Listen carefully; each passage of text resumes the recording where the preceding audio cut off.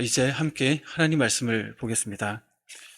오늘 말씀은 누가복음 11장 45절에서 54절입니다.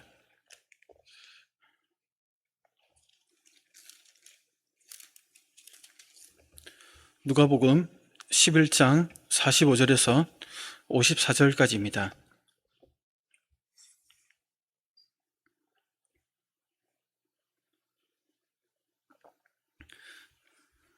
우리 함께 교독하겠습니다. 제가 먼저 읽겠습니다. 한 율법 교사가 예수께 대답하여 이르되 선생님, 이렇게 말씀하시니 우리까지 모욕하심이니이다.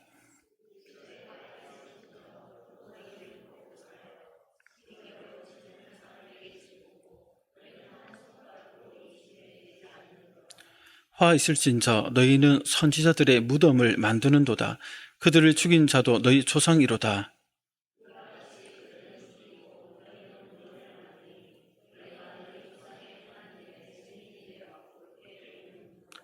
그러므로 하나님의 지혜가 일렀을 내가 선지자와 사도들을 그들에게 보내리니 그 중에서 더러는 죽이고 또 박해하리라 하였느니라.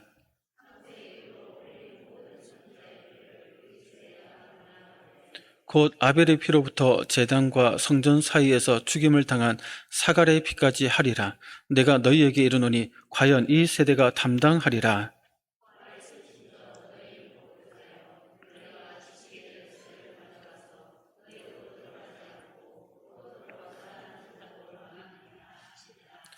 거기서 나오실 때에 서기관과 바리새인들이 거세게 달려들어 여러 가지 일을 따져 묻고 그 입에서 나오는 말을 책잡고자 하여 노리고 있더라. 아멘. 오늘은 화 있을진저 두 번째 시간으로 함께 하나님의 말씀을 살펴보겠습니다. 우리는 예수님의 말씀을 믿지 않고 거절하는 자들이 처한 영적 어둠의 상태를 살펴보고 있습니다. 앞 시간에는 바리새인들의 영적 어둠을 살펴보았습니다. 그들은 겉과 속이 다른 사람이었습니다. 잔과 그릇에 겉은 닦지만 그 속은 더럽게 놔두는 자들처럼 눈에 보이는 경건의 모습은 화려해 보였지만 정작 속은 탐욕과 악독으로 가득 차 있었습니다. 공의와 하나님의 사랑을 무시하고 박하와 운향과 모든 채소의 11조의 드림에 있어서 열심을 다했던 자들이었습니다. 또 해당에서 좋은 자리를 앉길 좋아했고 또 시장에서 인사받기를 즐겨했고 이런 바리새인들은 평평한 무덤과 같아서 그 위를 지나갈 때 이게 무덤인지를 모르고 밟고 지나가서 종교적으로 의식적으로 부정하게 만드는 것처럼 그들의 위선을 모른 채 겉만 보고 따라하던 유대인들까지 더럽게 만드는 그런 자들이었습니다. 바리새인들은 예수님의 말씀으로부터 정결함을 받지 않는다면 그들의 행한 경건은 아무리 유익이 없는 껍데기 경건에 지나지 않았던 것이죠. 이런 사실을 앞 시간에 예수님의 경고와 함께 살펴보았습니다. 이제 오늘 본문은 바리새인에 이어서 율법 교사들의 영적 무지와 이에 대한 예수님의 그 책망과 또 심판에 대한 부분들을 다루고 있습니다. 예수님을 초대한 바리새인의 집에는 율법 교사들도 함께 있었습니다. 예수님이 바리새인들에게 하신 말씀에 모욕감을 느낀 율법 교사들은 자신들의 그 불만을 이렇게 토로합니다. 율법 교사들은 왜 모욕감을 느꼈을까요? 자기들에게 한 말도 아니고 그 바리새인들에게 한 어떤 심판의 선언이었는데, 이를 알려면 바리새인들과 율법 교사들의 그 관계를 좀 이해해야 됩니다. 율법 교사의 시작은 구약에 나오는 에스라, 학사 에스라로 이렇게 보고 있습니다.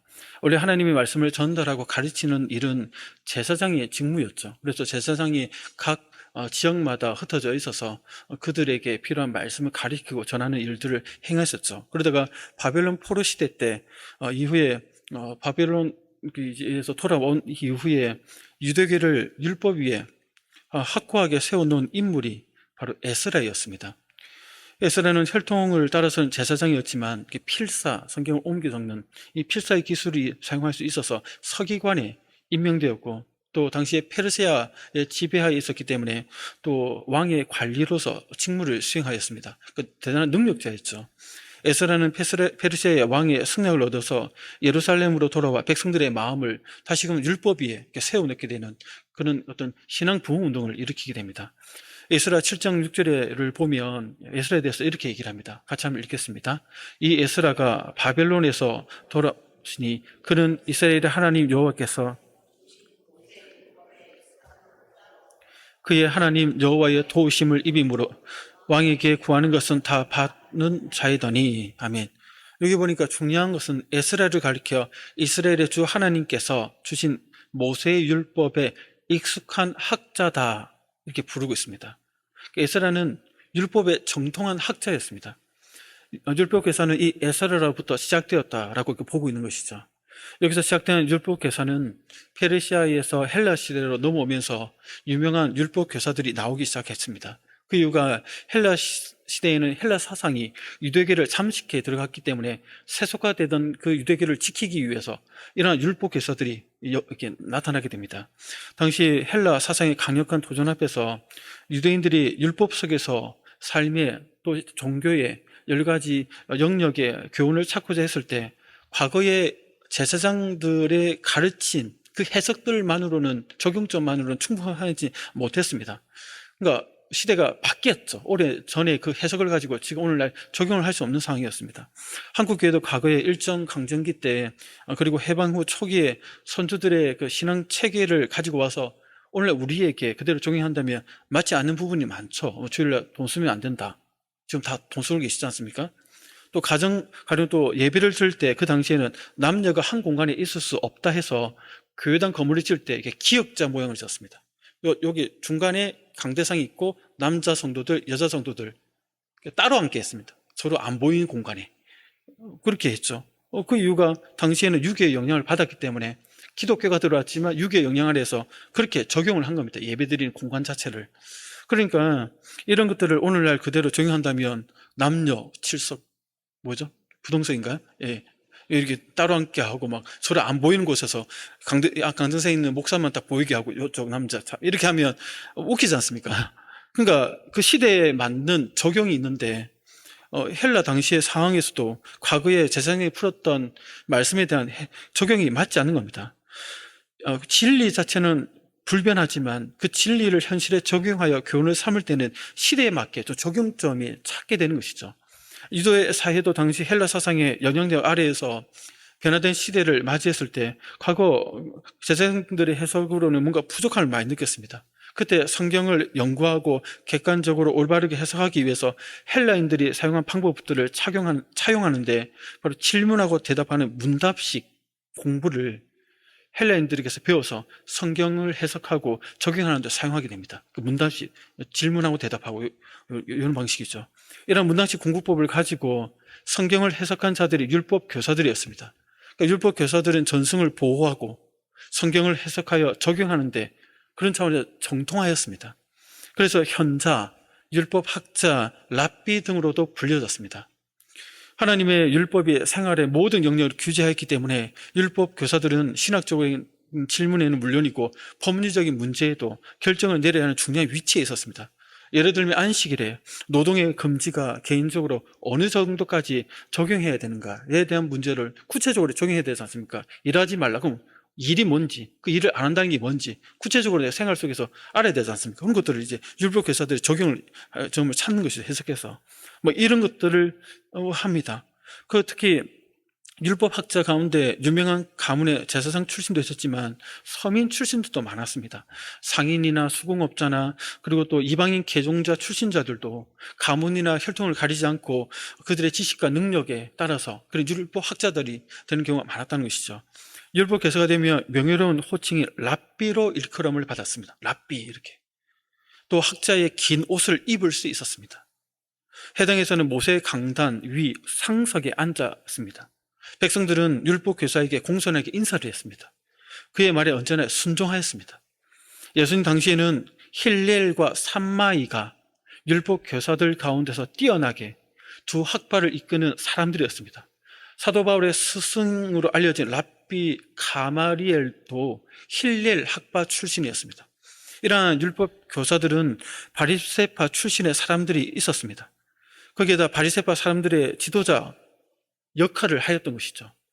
예수님 당시 바리새파 사람들의 공동체는 요세푸스에 의하면 6,000명 이상의 회원들이 속해 있었다 이렇게 얘기합니다. 그럼 바리새파 사람들은 언제 어떻게 나왔는가 할 때 바리새파라는 이 말 자체는 구별된 사람이다라는 말에서 유래되었다고 합니다. 바리새파의 시작은 유대인의 신앙을 헬라 사상으로부터 지켜내기 위해서 시작된 어떻게 보면 신앙을 회복하는 신앙 경건 운동이었습니다. 어떻게 보면 율법 학자들과 같은 맥락에서 시작됐다고 볼 수 있죠. 당시 헬라 사상으로부터 유대교를 지키기 위해서 어떤 전승과 율법을 중심으로 영향을 끼친 사람들이 율법 교사들이었다면 그들의 지도 아래에서 율법을 지키고자 경건한 사람들의 모임이 바로 바리새파의 시작이었습니다. 이런 이들의 관계를 볼 때 율법 교사들은 바리새인들에게 있어서 스승과 되는 지도자와 같은 위치에 있었던 자들이었죠. 그러니까 예수님이 바리새인들에게 저주를 선포했을 때 그들은 지도자로서 모욕감을 느낄 수밖에 없었던 것이죠. 겉으로는 경건한 삶을 보이지만 속은 탐욕과 악독이 가득하다. 공의와 하나님의 사랑을 무시하고 사람에게 잘 보이려고 11조만 구체적으로만 열심히 한다. 회당의 좋은 자리에 탐하고 시장에서 인사받기를 좋아한다. 백성을 더럽게 만드는 평범한 무덤과 같은 자들이 바로 너희 바리새인들이다. 이렇게 얘기를 하니까 그들을 가리켰던 지도자였던 율법 교사들 입장에서는 얼마나 마음이 불편하겠습니까? 그래서 예수님께 불만을 토로합니다. 45절을 함께 한번 볼까요? 보면 45절입니다. 시작. 한 율법교사가 선생님 이렇게 말씀하시니 우리까지 모욕하심이니이다. 그러니까 이 말을 하는 율법교사는 적어도 자기들은 예수님의 그 저주 대상, 심판 대상이 아니라고 생각하고 있었던 거죠. 다시 말해 자기들의 영적인 상태가 어떤 것인지 바로 파악하지 못하고 있었습니다. 그들도 이렇게 눈이 가려져 있었던 것이죠. 그러니까 예수님의 말씀을 듣고 있을 때 불편해했습니다. 왜 우리까지 싸잡아서 창피를 주십니까? 왜 모욕감을 느끼게 하십니까? 라고 이렇게 반응하는 겁니다. 이러한 율법교사의 항의에 예수님은 오히려 더욱 심각한 재앙의 말씀을 선포하십니다. 당연하죠. 바리새인들의 지도자들이니까 바리새인들의 그 상태가 결국 흘러오는 거잖아요. 위로부터 아래로 이렇게 흘러오는 거니까 결국 지도자의 책임이 더 클 수밖에 없는 것입니다. 여기서 예수님께 좀 집중하면서 본문을 좀 살펴보려고 합니다. 이런 기본적인 이해를 가지고 예수님은 사람의 영혼을 얼마나 진실하게 돌보고 계신가를 우리에게 보여주십니다. 지금 아무 두려움이나 편견 없이 율법 교사들의 죄를 과감하게 책망하시는 주님을 바라보게 됩니다. 누가 잘못을 범했을 때 쏘아붙이는 식으로 상대방에게 상처 주고 반감을 일으키는 방식을 우리 주님께서 사용하신 언어 속에서는 하나도 발견되지 않습니다. 예수님은 진실된 말씀으로 그들의 문제를 분명히 지적하시면서 그 죄로부터 돌이키기를 원하는 마음에서 이렇게 지적하고 계신 것이죠. 그 주님께서 오늘 이 자리에 있는 우리 모두에게도 본문을 통해 진실된 말씀을 주시기를 소원합니다. 그래서 오늘 나에게 주시는 주님의 말씀이 어떤 말씀인지 율법 교사들에게 선포된 말씀을 통해 자신을 돌아보는 시간이 되기를 소원합니다. 첫 번째는 우리는 주님의 말씀을 통해서 자신이 실천하지 못하는 바를 마치 하는 것처럼 속이면서 남에게 강요하는 것이 얼마나 잘못인가를 깨닫게 됩니다. 주님께서 율법 교사들에게 화를 선포한 첫 번째 이유는 일반 사람들에게 까다로운 규례를 지키도록 강요하면서도 정작 자기들은 지키지 않는 그런 모순, 이중잣대를 가진 것들을 보였습니다. 그래서 46절을 보면 이렇게 얘기하고 있죠. 46절 있습니까? 없네요. 제가 읽어드리겠습니다. 이르시되 화 있을진저 또 너희 율법 교사여 지기 어려운 짐을 사람에게 지우고 너희는 한 손가락도 이 짐에 되지 않는도다 이렇게 얘기합니다. 그러니까 율법교사는 지기 어려운 짐을 다른 사람에게 지우는 위치에 있었죠. 그러면서 자기는 지우기만 지우지 그 짐에 대해서 한 손가락도 그 짐에 손을 대지 않는다 이렇게 얘기합니다. 여기서 말하는 지기 어려운 짐이란 무엇을 말할까요? 그러니까 율법 자체가 아니라 그 율법에 대한 장로들의 전통은 시간의 흐름을 일수록 더 많아질 거 아닙니까? 해석하니까. 또 율법 교사들의 그 해석들을 말합니다. 이것들이 성경이 내용이 10이면 해석되는 시간이 가면 갈수록 더 계속 해석해 나가니까 100이 되고 200이 되는 거죠. 엄청 많죠, 양이. 저번 주에 확인한 대로 심지어 박하와 운향과 모든 채소, 이거는 조미료, 냉장고에 있는 야채들, 우리 오늘 치면 요것까지도 세부적으로 11절 때 내야 된다. 이렇게 적용을 하는 거죠. 그 결과 당대 사람들이 11절을 내기 위해서 심지어 땔감, 장작 땔감까지도 계산해서 11절 내는 지경에 이르렀습니다. 그 얼마나 삶이 고달프겠습니까? 해야 될 게 너무 많으니까. 종교라는 이유로. 율법교사들은 사실상 자신들의 해석을 어떻게 보면 율법 자체보다 더 우월한 것으로 여긴 것입니다. 율법교사의 해석은 지나치게 세분화되어서 복잡했습니다. 일반 사람들이 일일이 암기하여 지키기란 대단히 어려운 것들이었습니다. 그런데도 이런 부담을 백성들에게 지우고 그리고는 강요하면서도 자기들은 지키지 않았던 것이죠. 한마디로 이중잣대를 가지고 있었습니다. 백성들에게는 엄격하면서도 자신들에게는 관대한 잘못에 빠져 있었던 것이죠. 그래서 예수님은 율법교사들의 그 악하고 불의한 태도를 한 손가락도 이 짐에 대지 않는도다라는 표현에서 잘 지적하고 계십니다. 여기에 대지 않는다는 것은 가볍게 이렇게 살짝 만지거나 살짝 건드리지도 않는다는 것이죠. 이렇게 살짝 건드리지도 않는다는 것이죠. 자기들이 만들어 놓은 무거운 율법의 짐에 손가락 하나 살짝 건드리지 않는 삶을 지금까지 지속해 왔다는 겁니다. 동시에 다른 사람들이 율법 준수에 무거운 짐을 지고 허덕일 때 그 짐을 이렇게 덜어주기 위해서 아무런 일도 조치도 취하지 않았다는 겁니다. 이렇게 보면 율법 교사들이 얼마나 종교의 이름을 이용해서 백성들을 괴롭혔던 나쁜 놈들이었는지를 우리가 알게 됩니다. 율법 교사들의 영적 상태를 보면 자신들의 해석을 율법 자체보다 더 우월한 것을 여겼고 율법의 질을 백성들에게 강요하면서도 자기들은 지키지 않는 이중성, 거기에다가 백성들을 보고하는 거 보면서 돕지 않는 지도자로서의 그 무책임함이 다 있는 것입니다. 이러한 어두워진 영적인 상태는 오늘날 우리의 모습을 볼 때 인도자라면 누구에게나 찾아올 수 있는 위험성이지 않나 생각이 듭니다. 성도의 지도자인 목회자나 또 장로들에게도 이러한 위험성이 찾아올 수 있습니다. 또 다락방을 섬기는 목자에게도 찾아올 수 있습니다.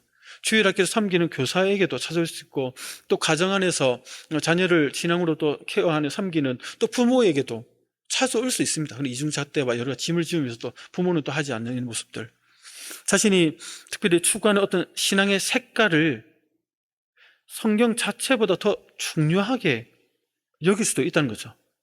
자기가 경험한 그 신앙의 스타일, 그 색깔이 마치 성경의 기준인 것처럼, 성경은 다양하게 얘기하는데 그것을 포함해 또 이것도 얘기하는데 마치 이것만 해야 되는 것처럼 성경 위에 있는 것처럼 자신의 신앙을 이렇게 올려서 막 이렇게 강요하는 스타일, 우월감에 빠져서. 그래서 이렇게 해야 된다, 저렇게 해야 된다 하면서도 자신이 추구하는 신앙 스타일이 전부이냐, 그것이 아니면 잘못된 것이냐, 이렇게 분위기를 만들어 갈 수도 있다는 겁니다. 그렇게 오류에 우리가 빠질 수 있습니다. 연약하니까.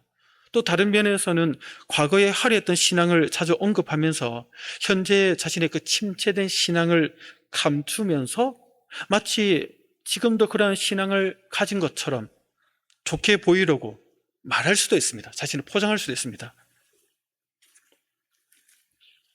그러면서 다른 분이 신앙이 좋지 않아 보일 때 그것에 대해 자신의 과거에 행했던 것을 잣대로 지금은 자신이 그렇게 하지도 않으면서 마치 하는 것처럼 이렇게 말을 하면서 그 사람에게 그렇게 해야 된다라고 지적하고 판단하려고 하는 그런 모습에 빠질 수도 있다는 겁니다. 우리가 지적은 하고 판단을 하면서 정작 그 지체가 힘겨워하는 신앙의 무거운 짐을 도와준다거나 덜어준다거나 하지 않고 무관심하게 얼마나 버티나 한번 보자라고 이렇게 팔짱 끼고 지켜보고 물론은 모습이 있을 수도 있습니다. 이렇게 인도자의 자리에 있는 우리가 때로는 너무 자기 중심적이고 이중잣대로 자기에는 관대하면서 지체에게는 엄격한, 그래서 판단하면서 그 지체의 힘듦을 보면서도 도와주기보다는 팔짱 끼면서 모르는 척하면서 지켜보는 그러한 그 잘못된 모습에 우리도 빠질 수 있다는 겁니다. 성도 여러분들은 어떻습니까? 나는 내가 중요하게 여기는 신앙의 모습만을, 스타일만을, 그 색깔만을 너무 강조하는 거 있지는 않은지 자신을 돌아볼 필요가 있습니다. 나는 이중잣대로 남에게는 엄하면서 자신에게는 관대한 자기 모습에 빠진 자가 아닌지를 돌아봐야 됩니다. 나는 어떤 지체가 생활을 버거워할 때 그게 뭐라고 힘들어하냐고, 네가 기도 안 하고 말씀 안 보니까 그렇지, 속으로 이렇게 생각하면서 냉소적으로 쳐다보고 판단하고 있지는 않은지 자신을 점검해 봐야 됩니다. 나와 다른 신앙의 스타일을 용납하는 성도님들이 되기를 소원합니다. 자신에게는 엄격하되 남에게는 관대하고 따뜻한 자가 되기를 축복합니다. 신앙생활을 보고하는 분들을 향해 나도 그랬다, 내가 좀 도와줄게, 기도해 줄게, 우리 함께 가자라고 격려하며 이끌어주는 분들이 되기를 주의 이름으로 축복합니다. 계속해서 보겠습니다. 우리 주님은 율법교사의 이러한 악행이 어떤 결과를 가져오는지를 두 번째, 세 번째 화를 통해서 알려주십니다. 바로 그 선지자들을 죽였다는 것이고, 또 다른 것은 사람들로 하여금 구원에 이르는 문을 막아버렸다는 겁니다. 그래서 예수님은 화를 선포한 두 번째 이유로 율법교사와 그들의 조상들이 하나님이 보낸 선지자들과 사도들을 죽인 죄에 대해서 화를 선포하고 계십니다. 우리 47절을 같이 한번 읽어볼까요? 잠깐, 좀 혹시 더우십니까? 좀 끌까요?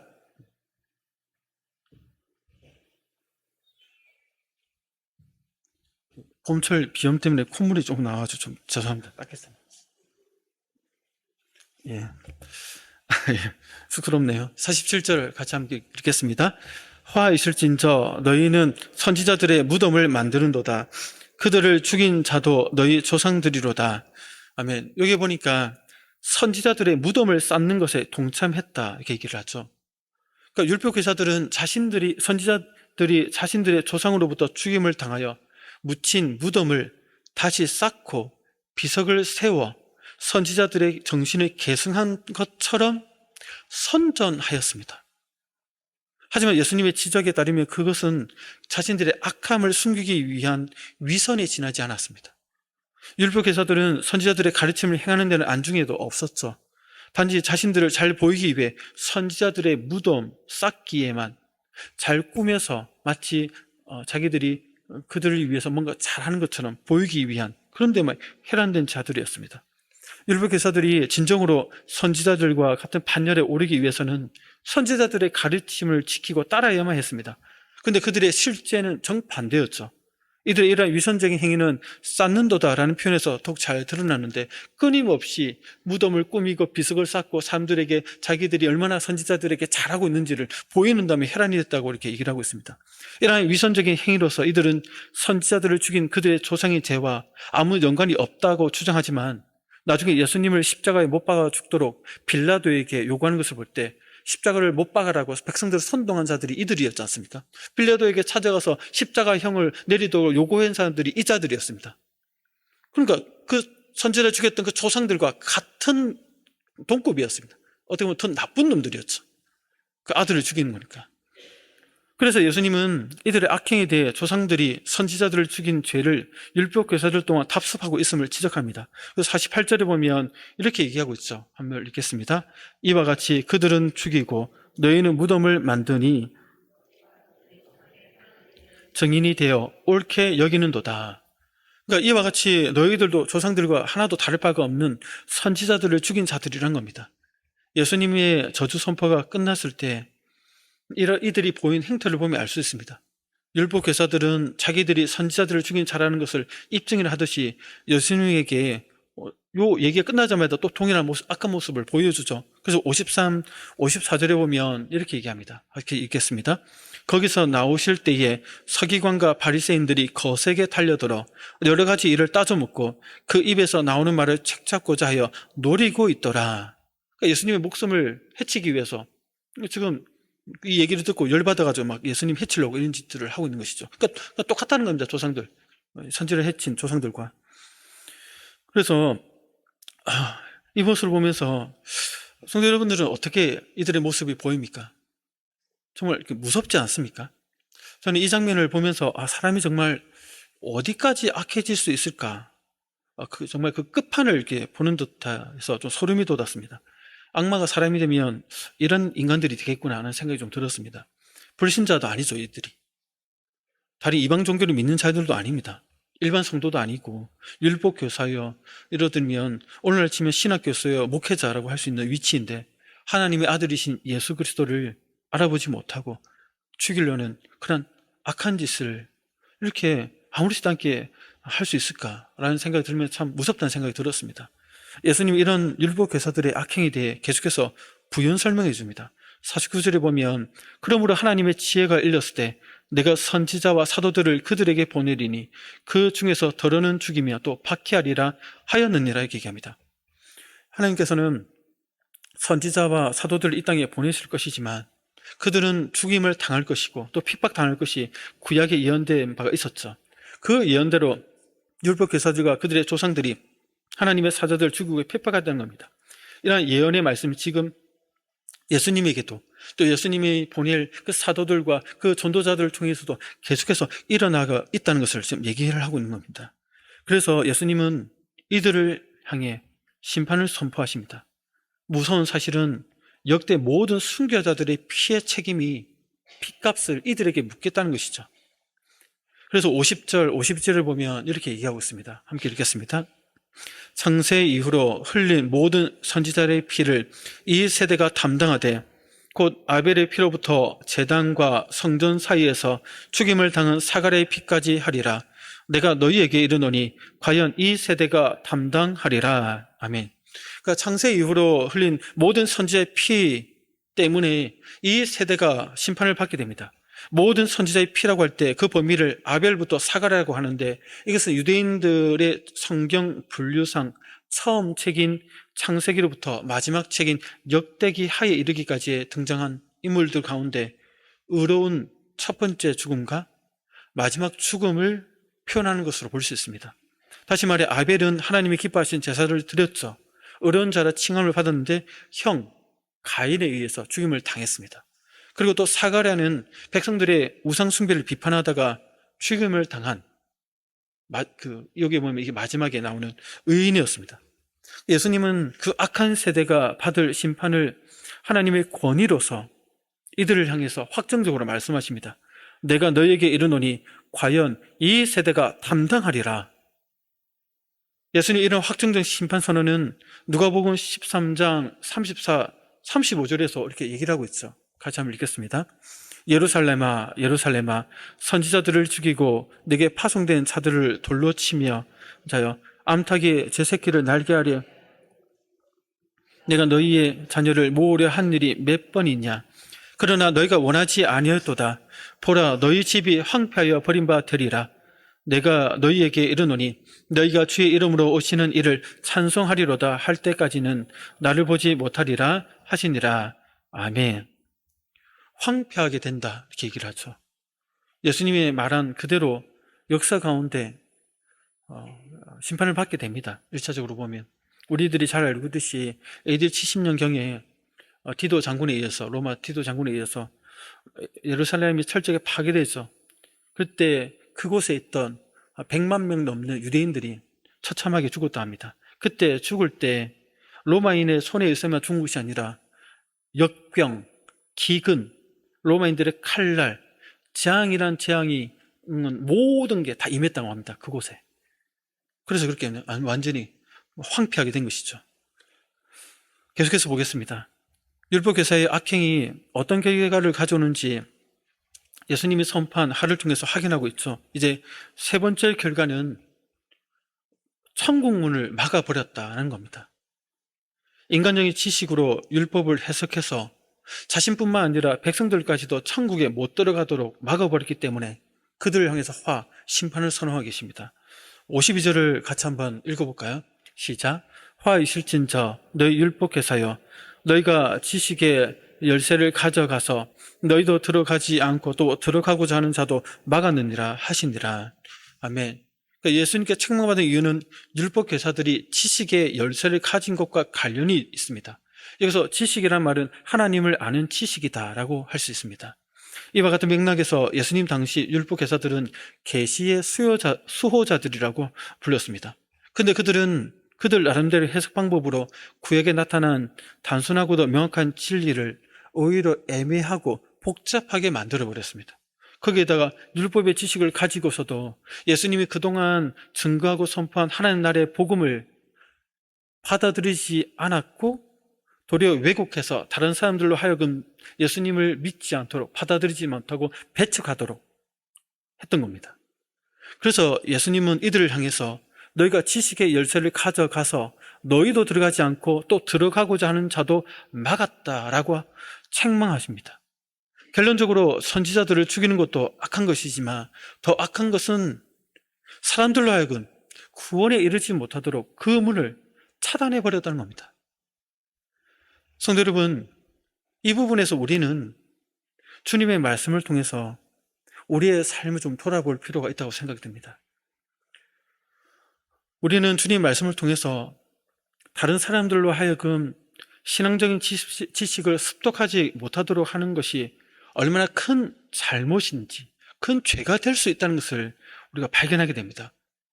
가령 자녀들이 성경을 읽지 못하도록 너무 바쁘게 만든다는 것도 어떻게 보면 그 자녀들이 말씀을 접해야 되는데 세상 논리에 따라서 바쁘게 만들어서 성경을 읽지 못하게 만들고 가까이 하지 못한다게 하는 것은 오늘 말씀해 보면 그것이 하나님 보시기에는 죄가 될 수 있다고 우리에게 말씀하고 있습니다. 아내가 혹은 남편이 하나님을 알아가는 지식을 배우는 곳으로 가지 못하도록 방해하는 행위도 이와 유사한 하나님의 책망을 받을 수 있는 죄가 될 수 있다는 것을 우리에게 경고하고 있습니다. 세상 기준으로 성공해야 하니까, 돈을 많이 벌어야 하니까, 남들보다 높은 곳에 서야 하니까 이런저런 이유들로 누군가에게 예배나 기도회나 훈련이나 성경 공부나 또 말씀을 가까이 하는 데에 하지 못하도록, 참석하지 못하도록 하는 것이 주님께 얼마나 크게 책망받을 일인지를 우리가 보게 됩니다. 우리는 내 자녀를 위해서, 내 남편이나 아내를 위해서, 그 사람을 위해서 그렇게 한다고 하지만 그것이 그 사람을 하여금 하나님의 말씀을 듣지 못하게 만든다거나 하나님을 아는 지식에 접근하지 못하게 막는다거나 주님이 가르쳐주신 바른 성경의 이해를 왜곡되게 알도록 전달한다고 할 때 그것이 하나님 보시기에는 큰 죄가 될 수 있음을 우리는 명심해야 됩니다. 바라기는 진정 사랑한다면 그 영혼이 하나님의 말씀을 들을 수 있도록 허락해 주십시오. 그 영혼을 정말 아낀다면 하나님의 말씀을 배울 수 있도록 용납해 주십시오. 그 영혼을 귀하게 여긴다면 구원의 대로가 열리도록 말씀이 선포되는 곳으로 나아가도록 적극적으로 지지해 주십시오. 그래야 주님의 책망이 아닌 영혼을 참으로 돌보고 함께 짐을 져주며 하나님의 종도를 귀하게 여기며 구원에 이를 수 있도록 환경을 열어주는 복된 성도님들이 되셔서 하나님으로부터 참된 칭찬과 환영을 받는 분들이 되기를 주의 이름으로 축복합니다. 우리 교회 모든 성도님들이 그런 은혜의 가운데 거하기를 다시 한번 주의 이름으로 축복합니다.